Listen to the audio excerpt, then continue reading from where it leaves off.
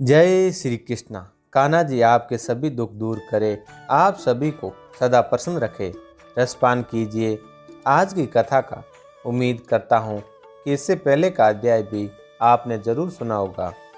पिछले अध्याय में हमने धर्मराज यम और भगवान विष्णु के संवाद के बारे में जाना था, जिसमें धर्मराज यम अपनी पुरी को छोड़कर भगवान ब्रह्मा के पास आए थे और भगवान ब्रह्मा जी को बताया कि पृथ्वीलोक पर कीर्तिमान का राजा अपने पुण्य कार्यों से सभी नगरवासियों को पुण्य के पथ पर ले जाकर धर्म रूपी कार्य करवाने से यमलोक पूरी तरह से खाली हो गया है, जिससे यमराज ने कीर्तिमान युद्ध करने की कोशिश धर्मराज यम ने कीर्तिमान से युद्ध किया, जिसमें धर्मराज यम त्रस्त हुआ और ब्रह्मा जी के पास गए और ब्रह्मा जी से इनके सहायता मांगी।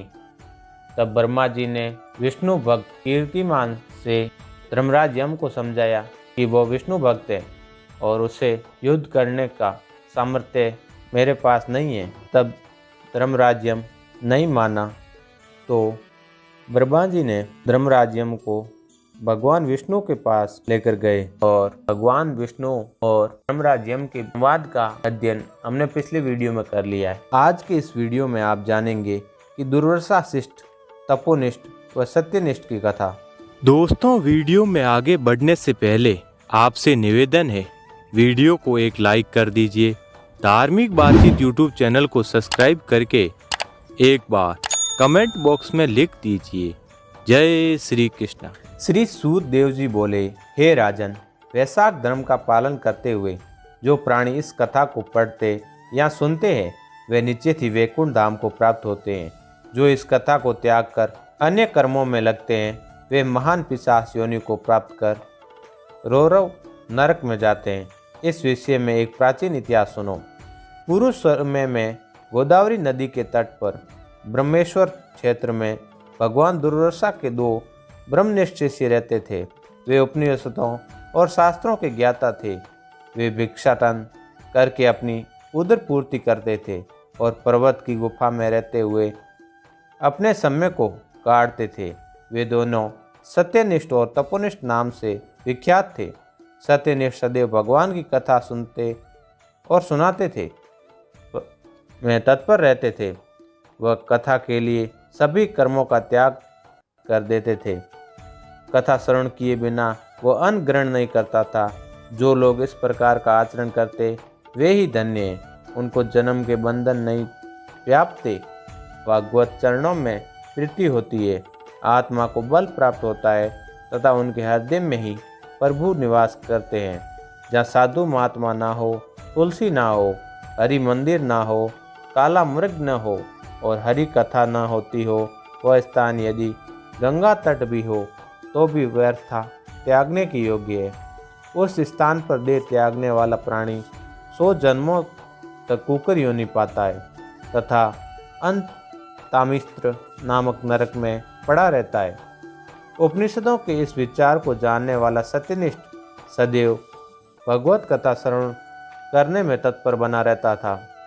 दूसरा जो तपोनिष्ठ था वह न तो कभी स्वयं भगवत कथा करता और न ही श्रवण करता था। यदि कभी स्नान आदि करते जाते समय कथा श्रवण करने का अवसर प्राप्त होता तो भी वह उसे इस भय से त्याग देता कि कहीं तप में विघ्न न पड़ जाए। इसी रीति से जीवन व्यतीत करते हुए एक दिन तपोनिष्ठ ने अपना शरीर त्याग दिया। तब वह परमात्मा समी के वृक्ष पर रहने वाला छिन्नकर्ण नामक महाबली पिशाच बना। भयंकर पीड़ा पाते हुए उसके कंठ, होठ और तालु सूख गए। इस प्रकार वह महान कष्ट पाने लगा। वह अपने कर्म को विचारता हुआ उन्मत्त की भांति भटकता हुआ 10 सहस्त्र वर्षों तक असह्य पीड़ा को ही सहन करता रहा। उसे जल कालाग्नि के समान तथा पुष्प आदि विष के समान प्रतीत होते थे।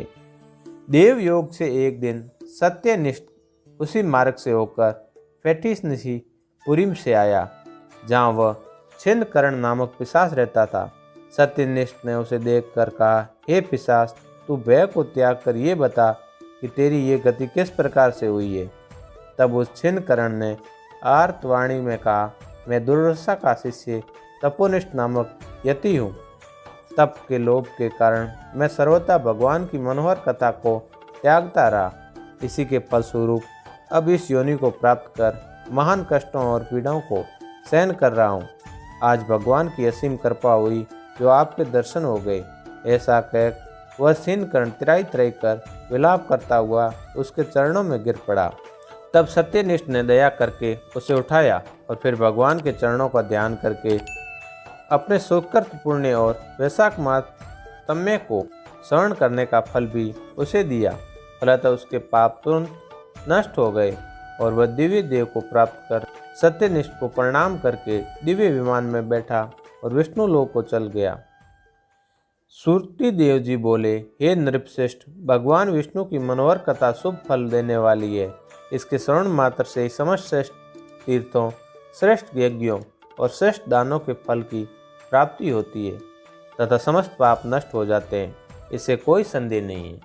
तो दोस्तों, ये थी आज की कथा।